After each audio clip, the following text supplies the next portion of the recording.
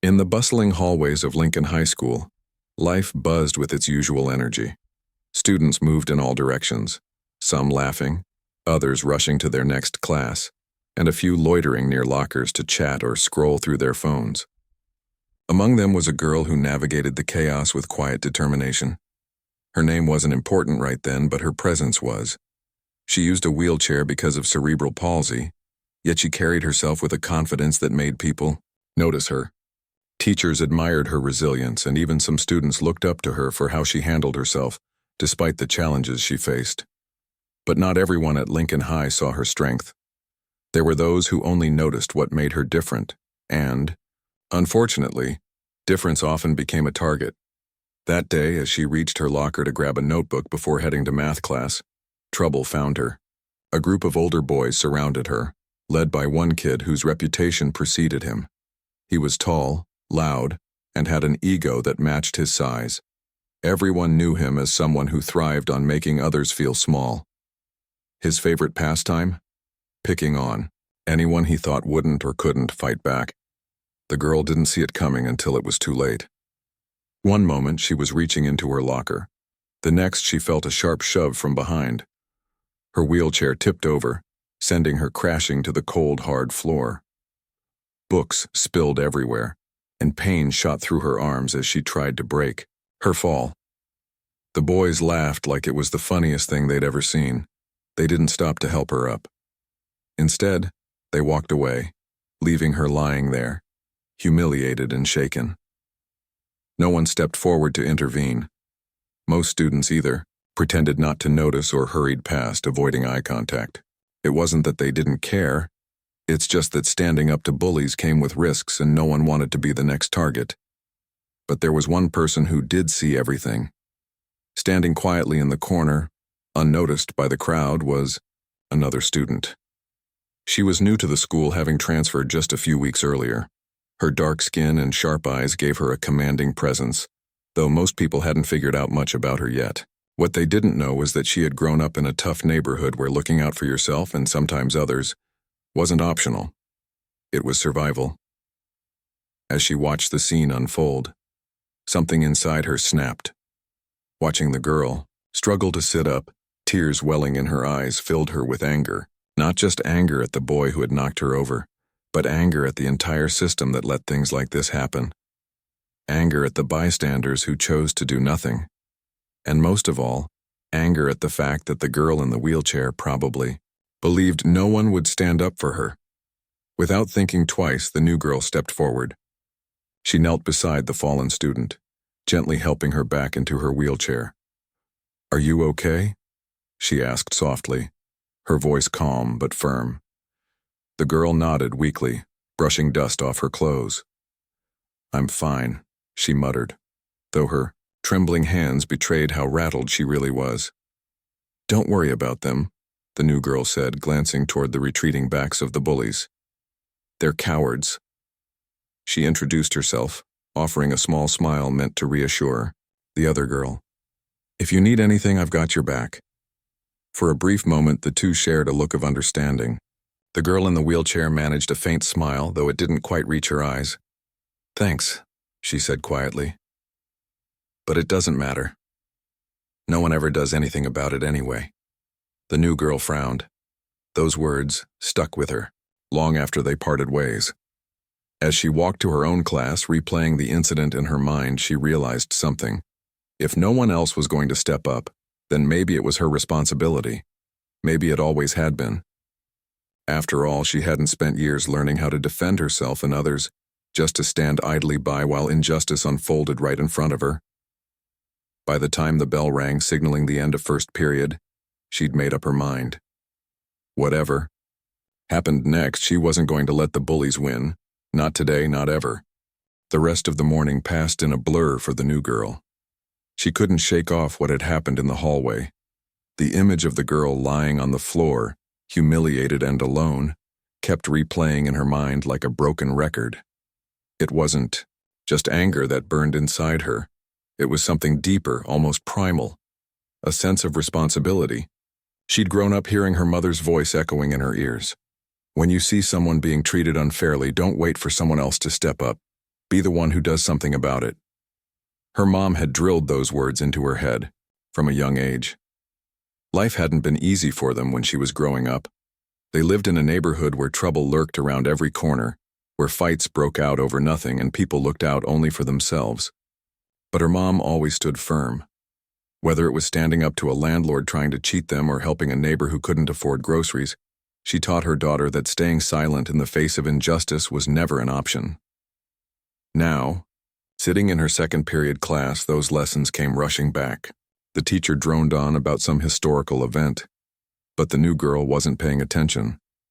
Her thoughts were miles away, back in that crowded hallway. She replayed the scene again and again, the cruel laughter of the bullies, the way no one stepped forward to help, and the quiet resignation in the girl's voice when she said, "No one ever does anything about it anyway." Those words haunted her. They weren't just defeatist. They were dangerous. Because if people believed nothing could change, then nothing ever would. As the bell rang, signaling the end of class, the new girl grabbed her bag and headed out into the hallway. She scanned the crowd, searching for the girl in the wheelchair. Spotting her near the water fountain, she approached cautiously. "Hey," she said softly, not wanting to startle her. The girl turned, recognition flickering across her face. "Oh, hi," she replied, her tone guarded but polite. "I just wanted to check on you," the new girl continued. "Are you feeling okay?" The girl hesitated before nodding. "Yeah, I'm fine," she said, though her voice wavered slightly. "It's not the first time this has happened, so—" Her words trailed off, but the implication hung heavy in the air. This wasn't a one-time thing. These bullies had targeted her before, and they'd likely do it again unless someone stopped them. The new girl clenched her fists involuntarily. How could anyone let this go on? How could an entire school turn a blind eye to something so blatantly wrong? "I'm sorry that happened to you," the new girl said finally, her voice steady despite the storm brewing inside her. "And I get why you might feel like there's nothing we can do. But I promise you things don't have to stay this way." The girl in the wheelchair raised an eyebrow, skepticism written all over her expression. "What are you going to do?" she asked bluntly. "Report them? No one listens. Even if I tell a teacher, nothing changes. Bullies like them always find a way to slip through the cracks." The new girl didn't respond immediately. She understood the frustration behind those words. She'd seen it happen too many times herself. Authority figures brushing off complaints, pretending problems would solve themselves if ignored long enough. But giving up wasn't an option. Not for her. Not today. Instead of answering directly, she leaned closer, lowering her voice. "Listen, I know how it feels to be pushed around. Trust me, I've been there. And yeah, maybe reporting them won't work. Maybe talking to teachers won't make a difference. But sometimes, actions speak, louder than words. Sometimes you have to show people exactly what happens when they cross the line." The girl in the wheelchair stared at her wide-eyed. "You're not serious," she whispered. "You're not thinking about confronting them, are you?" The new girl shrugged, a hint of a smirk playing on her lips. "Why not? Someone has to. If they think they can keep doing whatever they want without consequences, then it's our job to prove them wrong." For a moment, neither of them spoke. The hallway buzzed with activity around them, oblivious to the weight of the conversation taking place. Finally, the girl in the wheelchair sighed, shaking her head. "I don't know," she admitted. "Part of me wants to believe you're right, but part of me thinks you're crazy." "Maybe I am," the new girl replied with a small laugh. "But crazy works sometimes." Before the other girl could respond, the warning bell rang, signaling the start of the next class. Reluctantly, they parted ways, each lost in their own thoughts. As the new girl walked down the hallway, she felt a strange mix of nerves and determination swirling inside her. She knew what she had to do, and she also knew it wouldn't be easy. Confronting bullies never was. But deep down, she believed it was worth it. For the girl in the wheelchair, for everyone else who felt powerless, and maybe, just maybe, for herself too. By the time lunch rolled around, word had spread about the incident in the hallway. Whispers filled the cafeteria as students speculated about what had happened. Some sympathized with the girl in the wheelchair, while others laughed along with the bullies, dismissing it as just a joke. Sitting at a table by herself, the new girl tuned out the chatter and focused on her plan. She didn't need anyone else's approval or permission to do what needed to be done. Across the room, the leader of the bullies sat surrounded by his usual group of friends. He was loud, obnoxious, and clearly basking in the attention he'd gotten for his earlier antics. Every few minutes, he'd recount the story of how he'd knocked over the girl in the wheelchair, exaggerating details, to elicit more laughter from his audience. Watching him hold court made the new girl's blood boil. She clenched her jaw, forcing herself to stay calm. Now wasn't the time to act impulsively. Timing mattered. After finishing her meal, she stood up and began walking toward his table. With each step, her heart pounded harder, but she refused to let fear take over. This wasn't about revenge, it was about sending a message. A message that bullying wouldn't be tolerated, that victims didn't have to suffer in silence, and most importantly, that someone was willing to stand up, even if it meant standing alone. She stopped a few feet away from the table, her presence immediately drawing stares. The room grew quieter, the tension palpable. All eyes were on her now. Taking a deep breath, she locked eyes with the bully and said firmly, "We need to talk." The cafeteria fell eerily quiet as the new girl stood there, her presence commanding attention. Every pair of eyes in the room seemed to be glued to her, some curious, others skeptical, and a few downright nervous. The bully at the center of it all looked up from his meal, his smirk widening as he leaned back in his chair.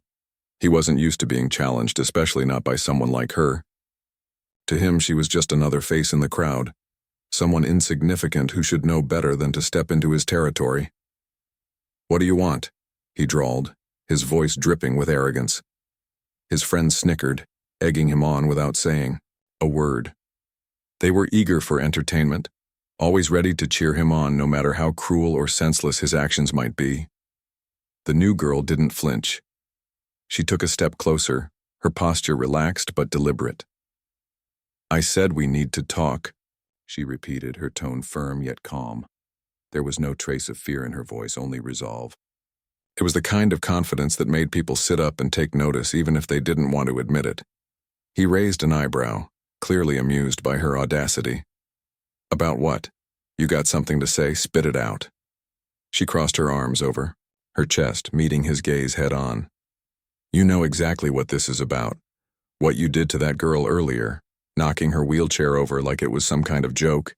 That's disgusting. And I'm here to tell you that if you try anything like that again, you'll regret it." For a moment, the entire cafeteria seemed to freeze. No one spoke. No one moved. Even the clinking of utensils against trays had stopped. Everyone waited to see what would happen next. Would she back down? Or would he retaliate? Predictably, he chose the latter. His smirk faded, replaced by a scowl that twisted his features into something uglier. "Oh, really?" he sneered, leaning forward now. "And what are you going to do about it?" His friends burst into laughter, their voices echoing through the silent space. One of them shouted, "Yeah, what's she going to do, Jake? Cry about it?" The new girl ignored them completely. Her focus never wavered from the boy sitting across from her. "I'm serious," she said, her voice cutting through the noise like a blade. "If you think bullying people makes you tough, you're wrong. All it shows is how weak you are. Real strength doesn't come from picking on someone who can't fight back. It comes from standing up for what's right." Jake's expression darkened. He wasn't used to being called out, let alone in front of an audience. For once the tables had turned and he didn't like it. Pushing himself up from his seat, he towered over her, trying to intimidate her with his size. But she didn't budge. If anything, she stood taller, her chin lifted defiantly. "You've got guts showing up here and running your mouth," he growled, his voice low and menacing. "But guts won't save you when I decide to shut you up." The tension in the room reached its peak. Some students shifted uncomfortably in their seats, unsure whether to intervene or stay out of it. Others watched with morbid fascination, unable to look away. A few whispered among themselves, debating whether the new girl was brave or just plain foolish. "I'm not afraid of you," she shot back, her words sharp enough to cut glass. "And if you're so confident, why don't you prove me wrong? Show everyone here that you're as tough as you pretend to be." Her challenge hung in the air like smoke after a firecracker. Jake hesitated for half a second, caught off guard by her boldness. Then, with a flicker of irritation flashing in his eyes, he shoved her backward. Hard. She stumbled, caught off balance by the force of his push, but she didn't fall. Instead, she planted her feet firmly on the ground, steadying herself before straightening up again. Her hands clenched into fists at her sides, but her expression remained calm, almost serene. "That all you've got?" she asked, tilting her head slightly. Her voice carried a note of mockery that infuriated him further. "Come on, big guy. Let's see what else you've got." Jake's face turned red with anger. He lunged at her, aiming a punch that would have sent most people sprawling, but she was quicker. Years of self-defense training kicked in automatically, and she sidestepped his attack with ease. Before he could recover, she countered with a swift kick to his shin, causing him to yelp in pain. The cafeteria erupted into chaos. Students scrambled to get out of the way, shouting and cheering as the fight escalated.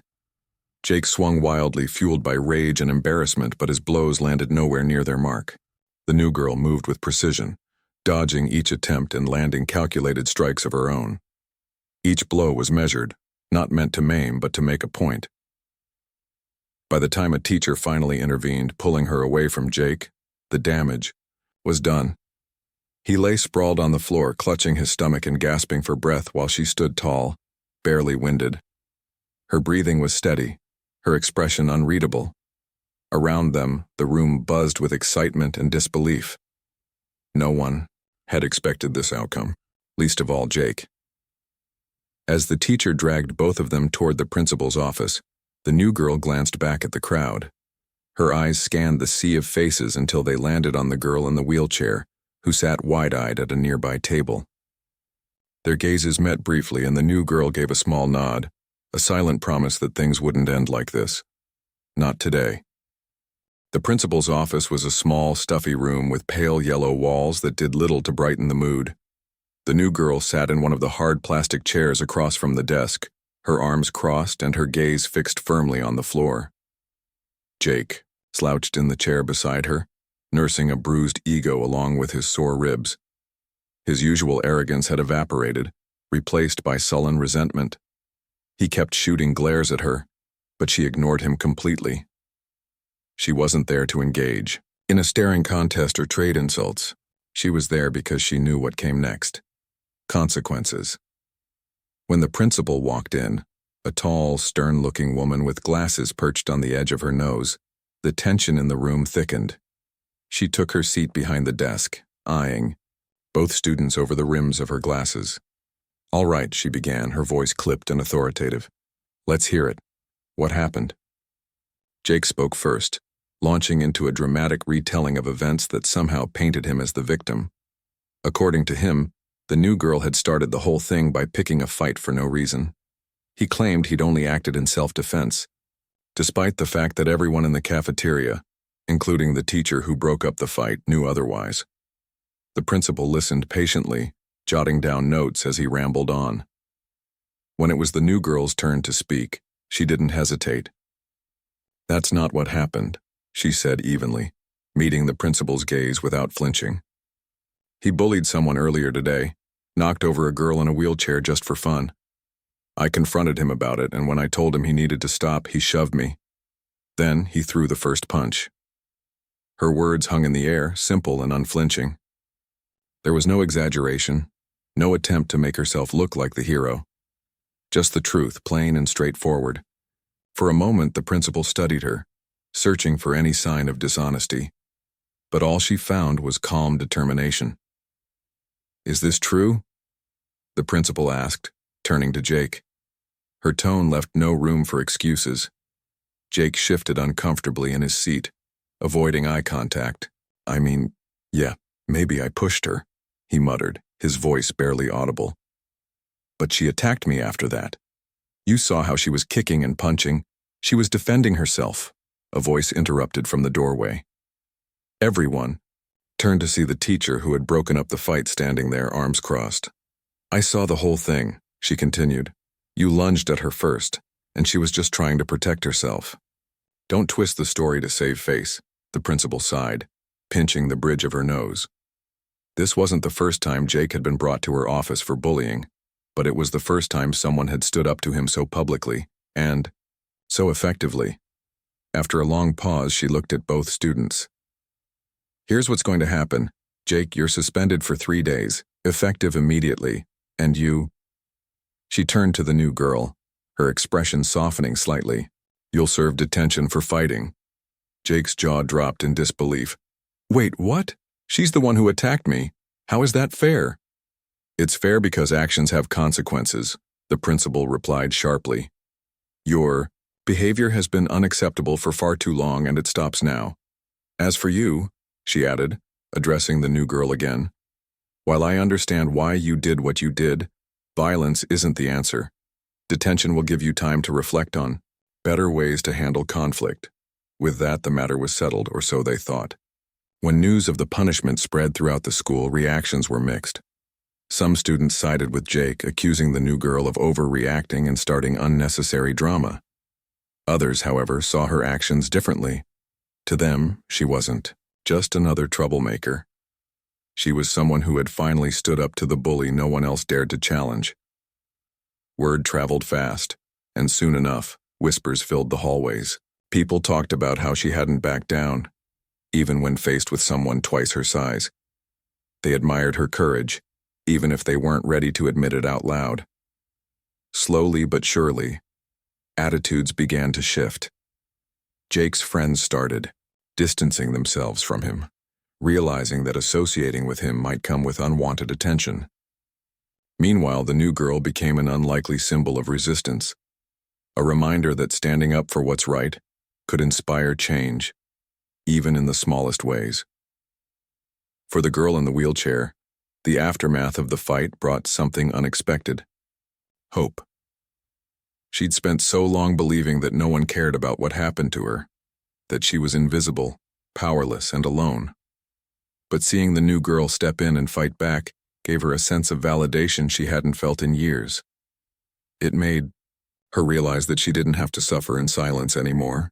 If someone else could stand up for her, then maybe she could find the strength to stand up for herself too. A few days later, during lunch, the two girls crossed paths again. The new girl was sitting alone at a table near the back of the cafeteria, picking at her food while lost in thought. The girl in the wheelchair rolled up beside her, hesitating for a moment before speaking. Hey, she said softly, breaking the silence. Can I sit here? The new girl looked up, surprised but pleased. Of course, she replied, gesturing to the empty space across from her. How are you holding up?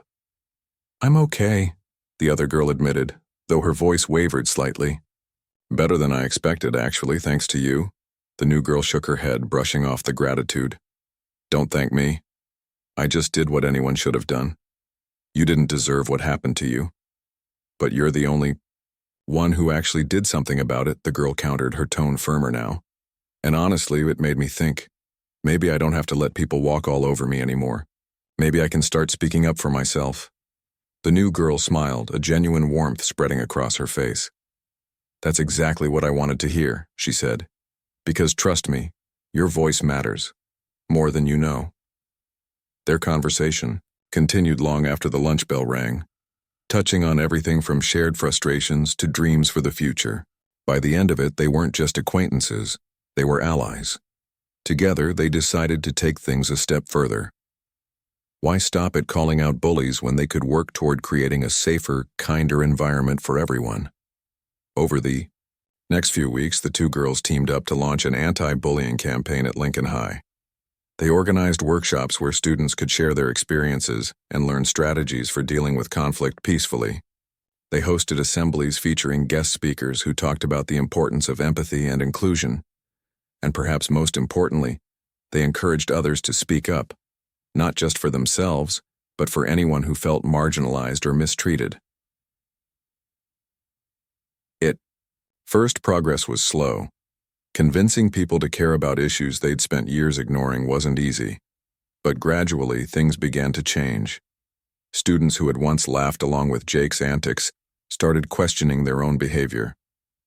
Teachers paid closer attention to signs of bullying, intervening more often and holding perpetrators accountable. Even the administration seemed more willing to listen, implementing new policies aimed at fostering a culture of respect. Through it all, the new girl remained a driving force behind the movement. She didn't seek recognition or praise. She simply believed in the cause and worked tirelessly to keep momentum going. And while some still criticized her for using violence to make her point, many more applauded her for sparking a much-needed conversation. One afternoon, as she walked home from school, the new girl found herself reflecting on everything that had happened since that day in the cafeteria. She hadn't set out to become a leader or a role model. In fact, she'd only wanted to do what felt right in the moment. Yet here she was, inspiring others to stand up against injustice and proving that even the smallest actions could create ripples of change. As she turned the corner onto her street, she spotted the girl in the wheelchair waiting for her near the bus stop. "What are you doing here?" she asked, surprised but touched by the gesture. "I wanted to say thanks," the other girl replied with a shy smile. "Not just for standing up to Jake, but for showing me that I'm stronger than I thought I was. I wouldn't have had the courage to do any of this without you," the new girl chuckled, shaking her head. "Like I said before, don't thank me. Thank yourself. You're the one making a difference now." They parted ways shortly after, each heading home with a renewed sense of purpose. Neither of them knew exactly where this journey would lead, but one thing was certain: they had already changed their school and themselves for the better. The anti-bullying campaign at Lincoln High School quickly gained momentum, spreading like wildfire through the halls and classrooms. What started as a small effort between two girls blossomed into something much bigger, a movement that touched nearly every corner of the school community. Posters with bold messages like "Stand Up, Speak Out, and Kindness Matters" lined the walls, catching the eyes of students rushing to class. Teachers began weaving discussions about empathy and respect into their lessons, encouraging students to think critically about how their actions impacted others. But it wasn't just about slogans or posters. It was about real change. The workshops hosted by the two girls became a safe space for students to open up about their experiences. Some shared stories of being bullied, their voices trembling with emotion as they recounted moments of isolation and fear. Others admitted to having been bystanders, watching silently while someone else suffered, only to realize later how complicit they had been. A few even confessed to bullying themselves, tearfully vowing to do better moving forward. One particular workshop stood out. It was led by a guest speaker, an alumna of Lincoln High who had faced relentless bullying during her time there. Her story resonated deeply with the students. She talked about how she'd felt invisible, like no one cared enough to step in when she needed help most. But instead of letting those painful memories define her, she used them as fuel to build a brighter future for herself and for others. By the end of her talk, there wasn't a dry eye in the room. For many students, it was the first time they truly understood the lasting impact words and actions could have on someone's life. As the weeks went by, the atmosphere at Lincoln High shifted in subtle but meaningful ways. Conversations that once revolved around gossip or drama now included discussions about kindness and accountability. Students who had previously stayed quiet started stepping up, intervening when they saw someone being mistreated. Even small gestures like holding the door for someone or sitting with a lonely classmate at lunch became more common. These acts might have seemed insignificant individually, but together, they created a ripple effect that transformed the entire school culture. For the girl in the wheelchair, this newfound sense of belonging was nothing short of life-changing. Before, she'd often felt invisible, like just another face in the crowd.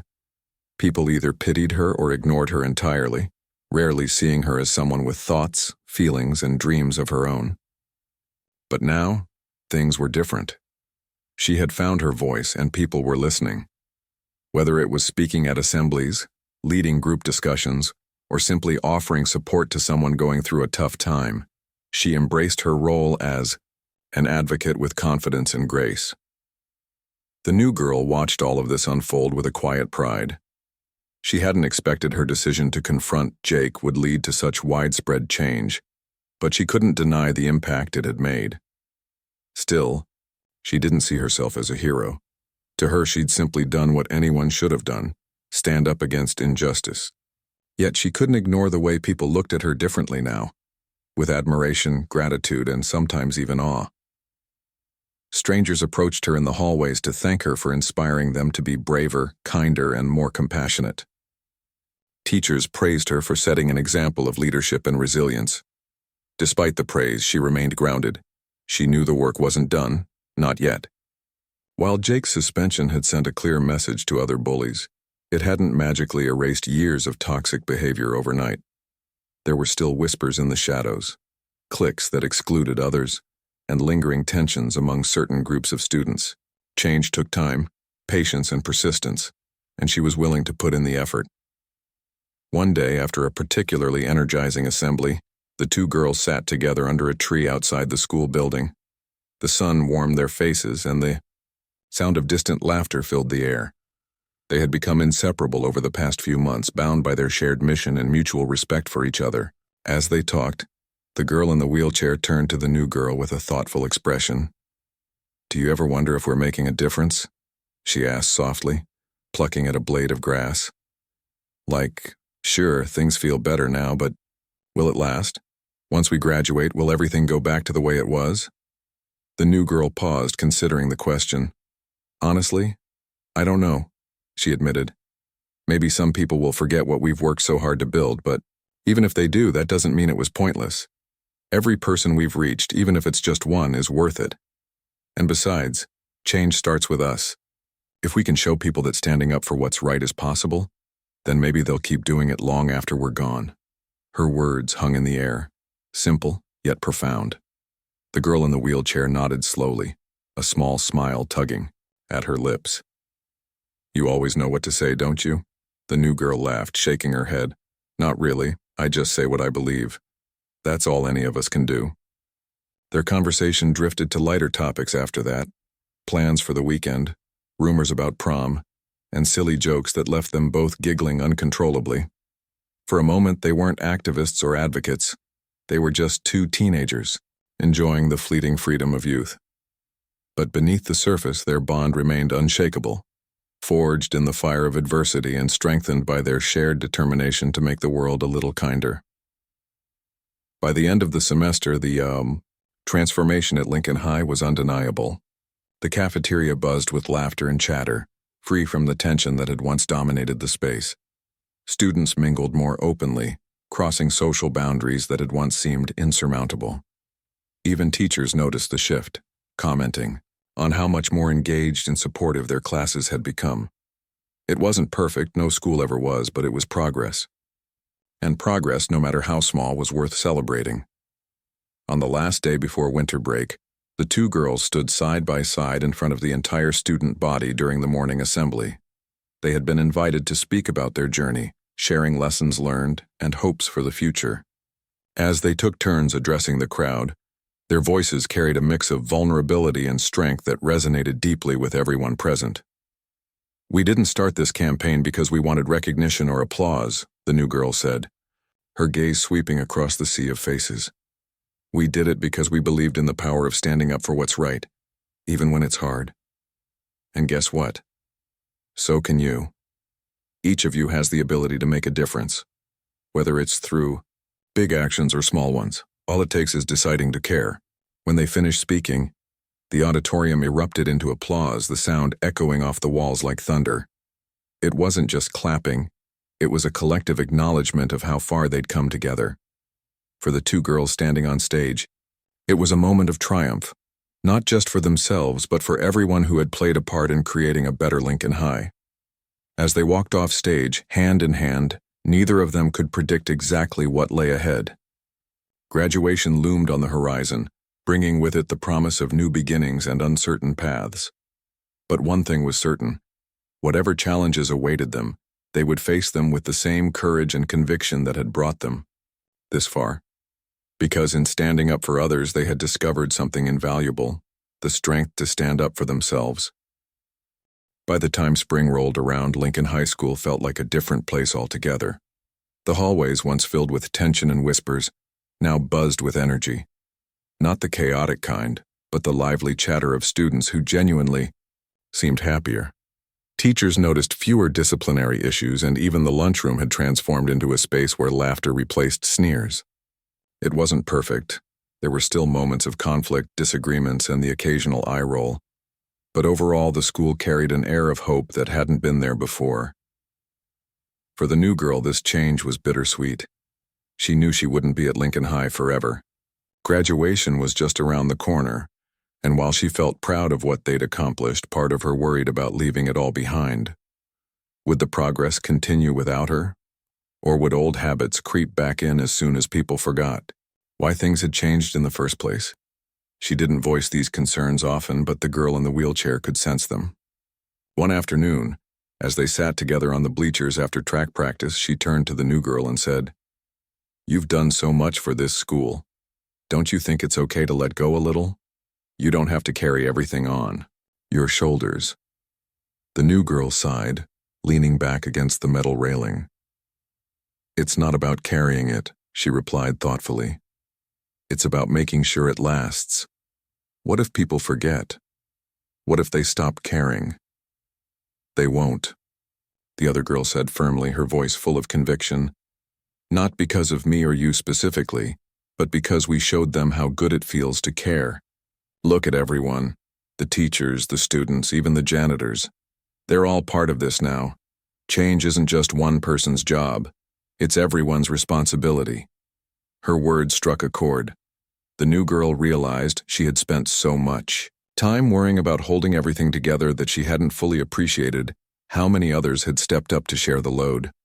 From the students leading workshops to the teachers incorporating kindness lessons into their curriculum, the movement had become bigger than any one person, including her. Still, letting go wasn't easy. On the last day of school, as seniors gathered in the gymnasium for their final assembly, emotions ran high. Some cried openly, hugging friends they might never see again. Others laughed nervously, trying to mask the weight of saying goodbye. For the new girl, the moment felt surreal. Just months ago, she had walked into Lincoln High as a stranger, unsure of where she fit in. Now, she was walking out as someone who had left an indelible mark on the school and on the lives of countless people within it. When her name was called during the ceremony, she stepped onto the stage to receive her diploma. Unlike some of her classmates, she didn't throw her cap in the air or strike a dramatic pose for photos. Instead, she paused for a brief moment, scanning the crowd. Her eyes landed on the girl in the wheelchair, who gave her a thumbs up and a wide grin. In that split second, the new girl felt a wave of gratitude for the friendships she'd formed, the lessons she'd learned, and the impact she'd made. After the ceremony, students spilled out onto the football field, celebrating the end of an era. The new girl found herself surrounded by classmates who wanted to thank her one last time. "You really changed things here," one boy said earnestly. "I mean, I used to laugh at stupid stuff Jake did, but now I realize how messed up that was. Thanks for showing me I could do better."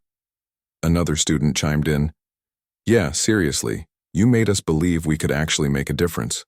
Like, instead of waiting for someone else to fix things, we can step up ourselves." Each compliment hit her differently, not because she craved recognition, but because it reminded her of the power of collective action. None of this would have happened without the support of others. She smiled, nodding humbly. "Thanks, but remember, it wasn't just me. We did this together. Keep going, okay? Keep being brave." As the sun dipped below the horizon, casting golden light over the field, the new girl took a quiet moment to reflect.